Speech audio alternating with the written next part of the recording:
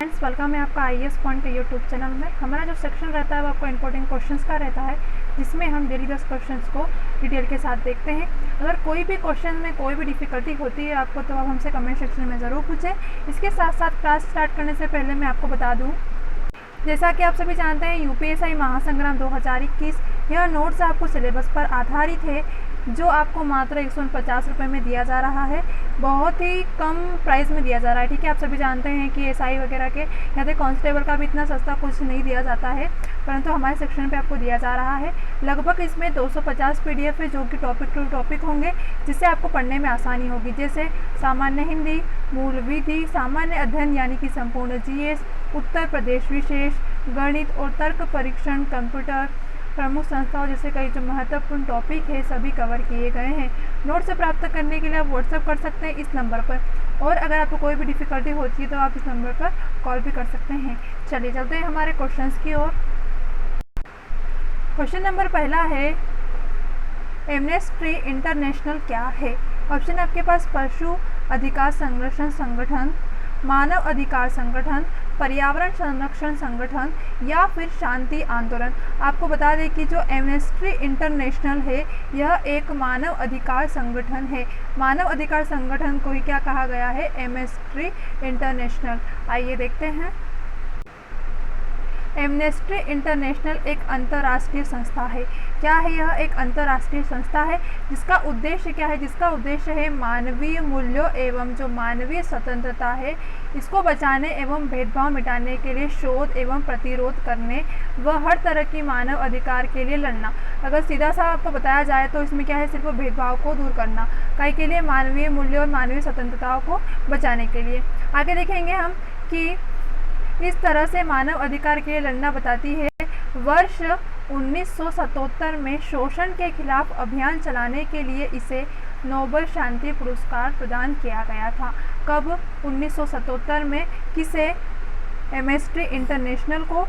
कब क्या किया गया था? इसने क्या करा था? शोषण के खिलाफ अभियान चलाया था, इस वजह से इसे नोबेल पुरस्कार प्रदान किया गया था। अगले क्वेश्चन की ओर चलते हैं। निम्नलिखित में से किसको डेजर्ट फॉक्स कहा जाता है? डेजर्ट फॉक्स कहा जाता है। ऑप्शन है आपके पास Lord Ware, general Eisenhower, general Rommel या फिर जनरल मैकआर्थर। आपको बता दें कि जो डेजर्ट क्या है? डेजर्ट जिसे कहा जाता है वह है जनरल आइजनहावर को। जनरल आइजनहावर को ही क्या कहा जाता है? Desert fox. डेजर्ट फॉक्स आपको याद रखना है। आइए देखते हैं।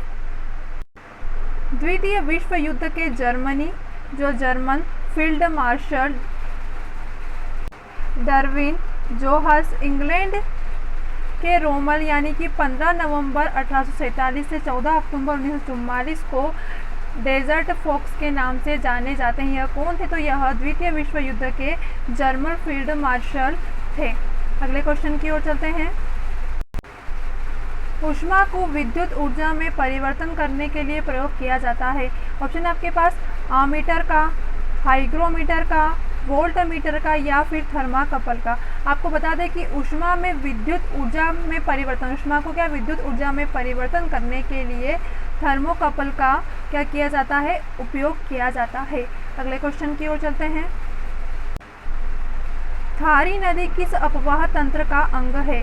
वह है, ऑप्शन है आपके पास अरब सागरीय, अंतर्राष्ट्रीय अपवाह, अनिश्चित अपवाह या फिर बंगाल की खाड़ी। जो खारी नदी है यह अपवाह तंत्र का कौन से अपवाह तंत्र का अंग है? तो यह बंगाल की खाड़ी का क्या है? अपवाह तंत्र का अंग है। इस तरह आपका सही जवाब है ऑप्शन नंबर डी। आइए देखते हैं। विश्व की सबसे बड़ी खाड़ी बंगाल की खाड़ी हिंद महासागर का उत्तरी पूर्व भाग है। इसका नाम भारतीय राज्य पश्चिम बंगाल के नाम पर आधारित है। भारतीय राज्य पश्चिम बंगाल के नाम पर आधारित है। खारी नदी अपवाह तंत्र बंगाल की खाड़ी का अंग है। जैसा कि अभी हमने ऑप्शन में देखा, बंगाल की खाड़ी जैविक विविधताओं में से एक है। अक्सर आपको यह भी पूछ सकता है कि बंगाल की खाड़ी इसमें से किसकी विविधता है? तो जैविक विविधता पर का क्या है? एक उसी में से क्या है? एक है। इसके साथ साथ ये क्या है? विश्व की सबसे बड़ी खाड़ी है। क्या नाम है इसका? तो खारी नदी अपवाह तंत्र कहाँ पर है? किसका अंग है? तो यह एक बंगाल की खाड़ी का अंग है। अगले क्वेश्चन की ओर चलते हैं। अनिवार्य बचत का समृद्ध किससे हैं?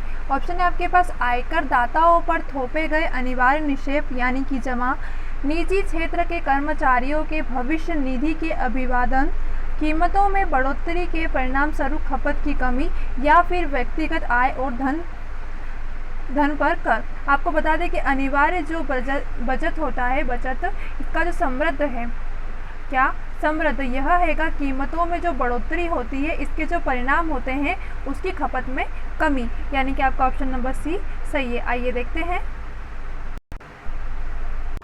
नोबेल पुरस्कार विजेता फ्रेडरिक वॉन हाइके के अनुसार अनिवार्य बचत कीमत की बढ़ोतरी के परिणाम की खपत की कमी है। यह प्रत्यक्ष रूप में हो सकता है जब सरकार क्या करती है, करों में वृद्धि करती है, अथवा अप्रत्यक्ष रूप से अधिक मुद्रास्फीति के कारण। तो क्या होता है, यह अभिष्ट मतलब कि ऐसा होता है ना, उस समय क्या होता है, उस समय कीमत जो बचत कीमत होती है उसके परिणाम स्वरूप में खपत की कमी आ जाती है। इस तरह आपके पास ऑप्शन नंबर सी सही होगा, यानी कि कीमतों की बढ़ोतरी में परिणाम खपत की कमी। अगले क्वेश्चन की ओर चलते हैं। दिवेर का युद्ध कब हुआ था? ऑप्शन है आपके पास 1578 ईस्वी में, 1582 ईस्वी में, 1580 ईस्वी में, या फिर 1576 ईस्वी में। आपको बता दें कि जो दिवेर का युद्ध हुआ था वह ऑप्शन नंबर आपका बी सही है, यानी कि 1582 ईस्वी में ही क्या हुआ था, दिवेर का युद्ध हुआ था। ठीक है, आपको याद रखना इंपॉर्टेंट क्वेश्चन है कि दिवेर का युद्ध कब हुआ था। तो कब हुआ था, 1582 ईस्वी में। आइए देखते हैं। अकबर का काका सुल्तान खान दिवेर ने शाही थाने का मुख्तार सम्राट था। कहाँ के था यह, एक शाही थाने का मुख्तार था। कौन, तो दिवेर। ठीक है, आगे देखेंगे। महाराणा प्रताप ने सुल्तान खान पर अक्टूबर 1582 पर आक्रमण करके दिवेर जीता था। दिवेर की जीत के बाद महाराणा प्रताप ने चावड़ के अपना निवास स्थान बनाया था। अगले क्वेश्चन की ओर चलते हैं। जसवंत सिंह की छतरी कहाँ है? ऑप्शन है आमेर, जयपुर के गेटौर की छतरियों में, जोधपुर के मंडौर में, या फिर आगरा के पास। आपको बता दें कि जो जसवंत सिंह की छतरी है यह आगरा के पास स्थित है। इस तरह आपका सही जवाब है ऑप्शन नंबर डी। आइए देखते हैं। जसवंत सिंह ने आगरा के पास एक कचहरी नामक का निर्माण करवाया था जो जसवंत सिंह की छतरी के नाम से प्रसिद्ध है। क्या, कचहरी, जो कि किसके नाम से प्रसिद्ध है, जो जसवंत सिंह की छतरी के नाम से प्रसिद्ध है। यह कहाँ पर है, तो यह आगरा में है। किसके द्वारा बनाई गई थी, तो जसवंत सिंह के द्वारा। अगले क्वेश्चन की ओर चलते हैं। निम्नलिखित में से किस शासक ने स्वयं को अनूठा ब्राह्मण कहा? ऑप्शन आपके पास गौतमी पुत्र सातकर्णी, रुद्रदामन, चंद्रगुप्त मौर्य, या फिर समुद्रगुप्त। जिसने अनूठा ब्राह्मण कहा है किसको, स्वयं को अनूठा ब्राह्मण गौतमी पुत्र सातकर्णी ने कहा था, यानी कि ऑप्शन नंबर सी सही है। आइए देखते हैं। अगला क्वेश्चन है, रविंद्रनाथ टैगोर ने नाइटहुड की उपाधि किस वर्ष ली गई थी? इंपॉर्टेंट क्वेश्चन है। ऑप्शन है आपके पास 1910, 1915, 1920, या फिर 1925। आपको बता दें कि रविंद्रनाथ टैगोर को जो नाइटहुड की उपाधि दी गई थी वह 1915 में दी गई थी, यानी कि आपका ऑप्शन नंबर बी सही है। आइए देखते हैं। रविंद्रनाथ टैगोर को ब्रिटिश सरकार ने 1915 में नाइटहुड की उपाधि सम्मानित किया गया। 13 अप्रैल 1919 को जलियांवाला बाग हत्याकांड से दुखी होकर उन्होंने नाइटहुड की उपाधि वापस कर दी थी।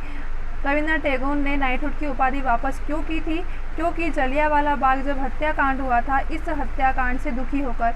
कब हुआ था जलियांवाला हत्याकांड? तो 13 अप्रैल 1919 में।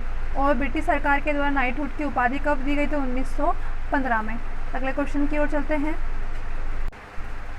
भारत का सबसे बड़ा भाषाई समूह है। ऑप्शन है द्रविड़, चीनी तिब्बत, भारतीय यूरोपीय यानी कि आर्य, या फिर अस्टिक। आपको बता दें कि जो भारत में सबसे बड़ी भाषाई समूह है वह है भारतीय यूरोपीय आर्य। आर्य को ही क्या कहा गया है? भारत में सबसे बड़ा भाषाई समूह। आइए देखते हैं। भारत का सबसे बड़ा भाषाई समूह, देखो भारतीय आर्य कितना आएगा? 73%। इसके बाद द्रविड़ है जो कि 20% है। ऑस्ट्रिक निषाद कितना है? 1.38। तथा जो चीनी तिब्बत है यह सबसे कम है, मानी कि 0.85% का समूह है। इस तरह आपका सही जवाब है ऑप्शन नंबर सी, यानी कि भारतीय यूरोपीय आर्य। आज के क्वेश्चन यहीं पर खत्म होते हैं। अगर किसी भी क्वेश्चन में कोई भी डिफिकल्टी आई हो तो आप हमसे कमेंट सेक्शन में ज़रूर पूछें। तब तक के लिए आप सभी को बेस्ट ऑफ लक। मिलते हैं अपनी अगली क्लास में।